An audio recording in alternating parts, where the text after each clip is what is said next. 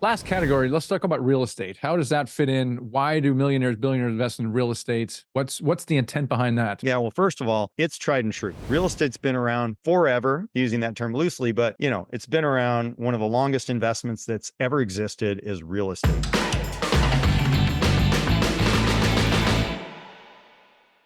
What do you advise your clients about crypto? And I gotta say, I'm a little cynical about crypto because back Yeah. to intrinsic value, I can't point to the fundamentals. I don't know what drives it, can't value it. That is like pure speculation to me. That's also probably because I don't know enough about it. But what do you advise your clients in that space? Yeah. And I mean, the first thing is, I hesitate to say anything because my friends who are into crypto will tell me, Jim, you don't understand it or whatever. Yeah, I've been But told the same here's thing. what I found.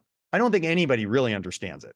And I've talked to some of the top crypto experts that are very well known. I've had private conversations with folks like that, who purport to know everything, but it's just too new, right? I mean, it hasn't been around that long. Go back 20 years, very little talk about crypto, right? So it's a very new thing, and that's just something everyone has to admit to. And then we also have to say we don't exactly know all the things that could impact crypto. It's not really a currency because truthfully, if it was a currency where it was using to buy and sell goods and services, currencies don't just go up and up and up and up against another currency. So you see Bitcoin, right? If you bought it at 20,000, it's at 60,000. What are you comparing that to? You're saying $20,000 of US dollars to 60,000 US dollars, right? So you're comparing it to a currency. So if it was truly a currency, what happens, for example, with the US and the euro?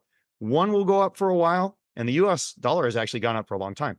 The euro will go down, and then guess what? That makes goods and services cheaper or more expensive in the different countries. So then all of a sudden, it has to come the other way. So over a long period of time, people don't just buy the euro and expect they're going to make money. What they do if they trade in currencies is they buy the euro and they say, okay, when the euro hits this price, I'm going to sell it. So they're trying to play the game of converting between currencies. There's no way you don't buy 1,000 US dollars and 10 years later you go, I have all this money, because currencies fluctuate.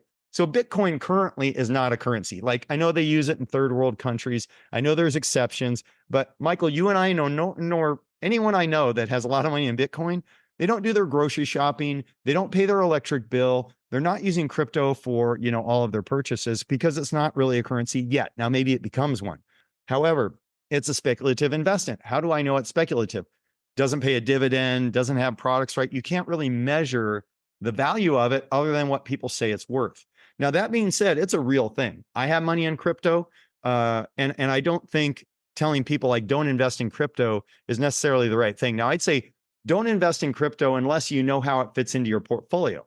Don't just buy it because you want to be a cool kid or because your friends tell you you're stupid if you don't own it. Make sure you understand how it fits into the overall portfolio. Now, I believe for most investors who have significant assets, 1 to 5%.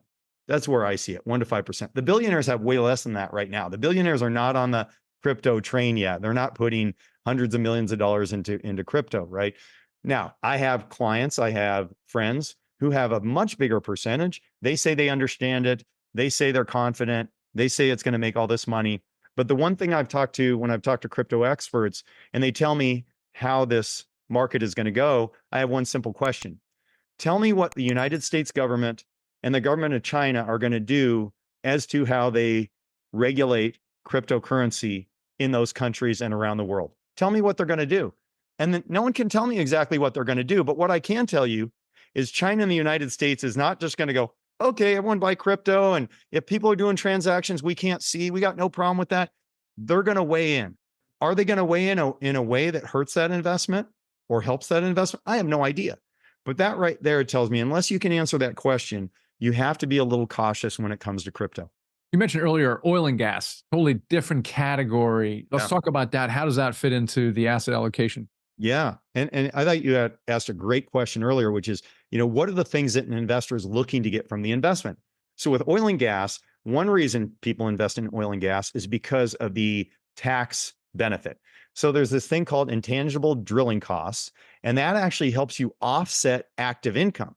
So you may have a W-2 wage earner. Our clients are business owners, but if you have a W-2 wage earner who says, how do I get a tax break? Investing in oil and gas can knock off W-2 wages. And there aren't a lot of things that can do that. So that's a pretty cool thing about oil and gas. Now, just like with any tax benefit investment, you don't want to let the tax tail wag the dog. You don't want to say, oh, I'm just going to throw money in oil and gas because it gives me a tax break. You also want to do the due diligence and make sure you're investing in good oil and gas deals. Now, when they're good deals and when they pay off, they pay a very nice income stream and they get that tax deduction up front. So if you want income, oil and gas can be a good option for income. Often it takes a couple of years, in my experience, or at least 6 months, right? They have to drill, they have to hit oil, they have to do all that stuff.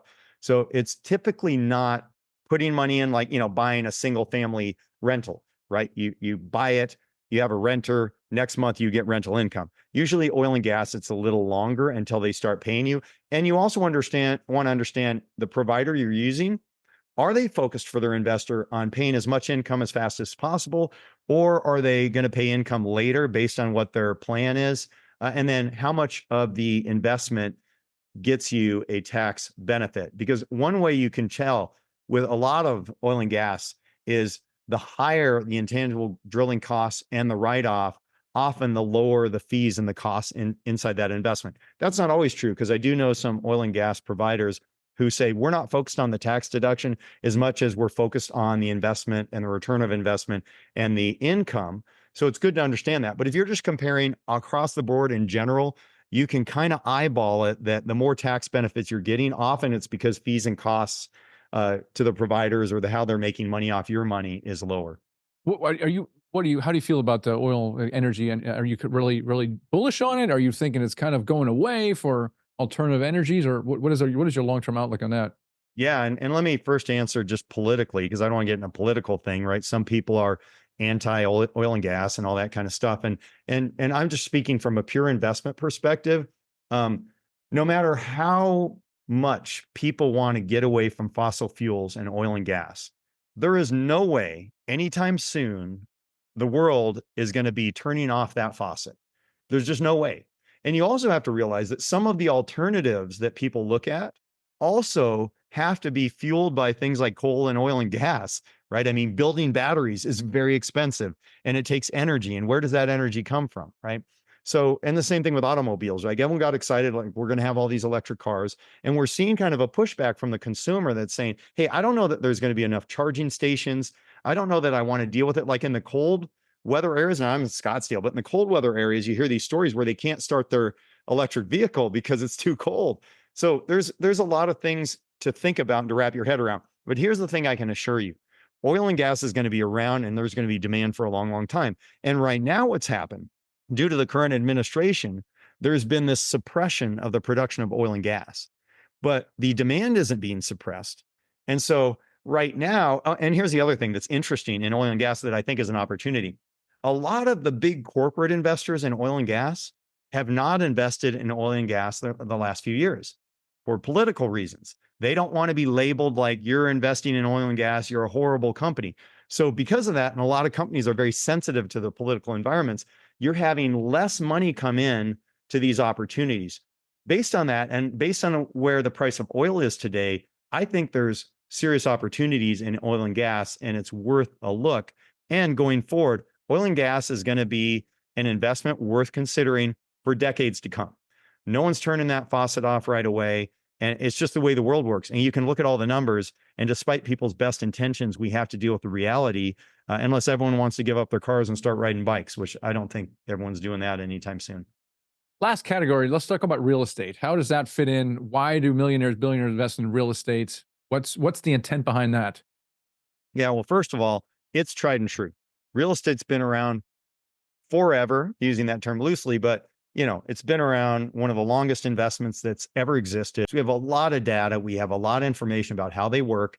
And real estate has a couple of real advantages to investors. So one, from the tax perspective, you get depreciation. If you do things like cost segregation studies, you can accelerate that depreciation. That can be used to offset passive income. Now, it can also be used to offset active income, but there's exceptions to that. So for example, if you're a qualified real estate professional and there's very specific rules to that, then you can use passive losses from things like depreciation and cost segregation to offset active income. If you don't have that, if you build up a lot of passive income through other investments, you can then use the depreciation, cost seg, stuff like that from real estate to offset that passive income and reduce your taxes. And then, of course, with real estate, if you want to, you can do things like 1031 exchanges, keep rolling that. You can keep buying new real estate to get more depreciation each year. So that's a very attractive part of real estate.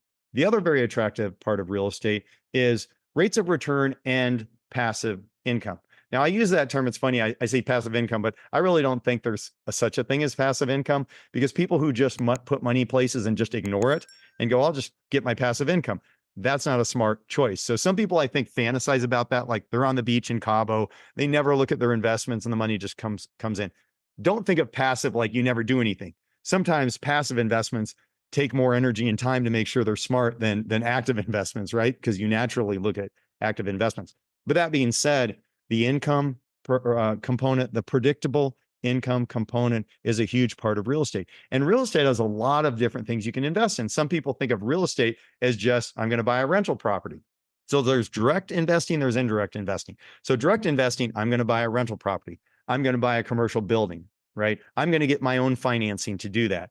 You're buying that direct. And there's advantages to that. You don't have any of the other fees, the other costs. There's disadvantages, because if I buy one rental and that's all my money, now I'm in one rental. So let's say I have a terrible tenant and it takes me 6 months to evict them and they destroy the house, right? Or that house gets hit by a tornado and we got to rebuild it, and right. So there's you have that concentration risk. Indirect investing would be investing pooled with others, with a manager. You might be a limited partner with a general partner, right? Where they're doing all the work, they're doing the due diligence, they're buying the properties, and you're just reaping, hopefully, depreciation benefits if you are, getting the depreciation, which is one thing you want to know. Does it go to the GP or the LP?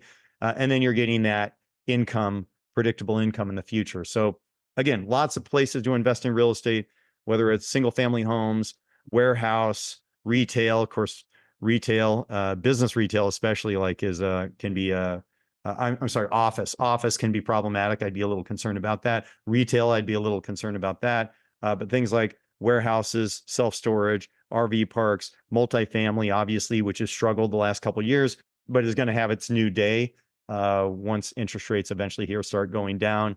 So a lot of ways you can buy raw land. That gets missed a lot. People buying raw land. Now, raw land, you don't get the depreciation benefits. Raw land, you don't get any income. But owning raw land, can you make you money if you buy it right? You hold it to the right situation, and then you sell it to someone who wants to develop, or you want to develop on it yourself. So lots of ways to invest in real estate, tried and true, been around for forever, and definitely is a part of every billionaire's portfolio.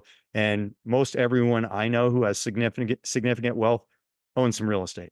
Now, your company, Do Wealth, you're basically a virtual family office. It's kind of cool because you kind of provide fractional virtual office services to your clients. You cater to business owners doing $1 million or more in revenue in their business, which is really cool. And you just started putting out these workshops. I think you call them a wealth mastery workshop. You want to talk about those real quick, and people can find out more about those? Absolutely. So we just started doing these workshops, but it's my 29 years of knowledge. And then our team, we have 31 employees at Do Wealth right now.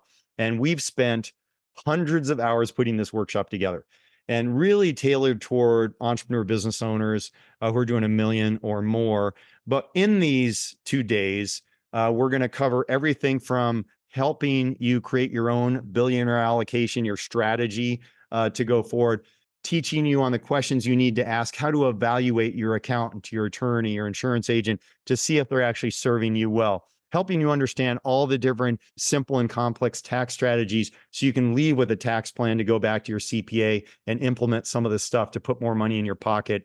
So we're very excited about it. I haven't seen anything out there like it, and I just think it's going to be huge value. In fact, we're telling people that on the first day, if by the end of the first day, they don't see a clear sight to $20,000 in value, that we're going to refund what they paid for the workshop, no questions asked.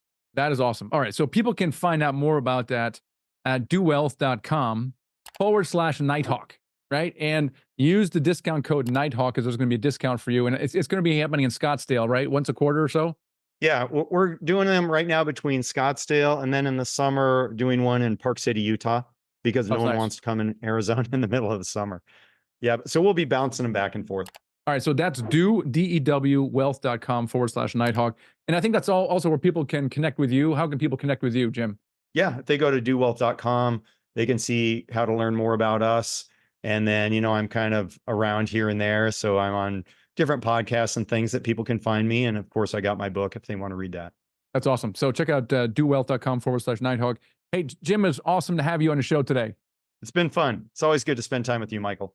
And if you are interested in alternative investments, investing with us in multifamily syndications, check us out at nighthawkequity.com and just schedule a call with us where we actually have a deal on a contract right now and love to talk to you about that, and constantly looking for a new opportunity. So if you're interested in investing in real estate like a billionaire, then have a conversation with us. We'd love to be a trusted operator in that space. That's nighthawkequity.com. Check us out there.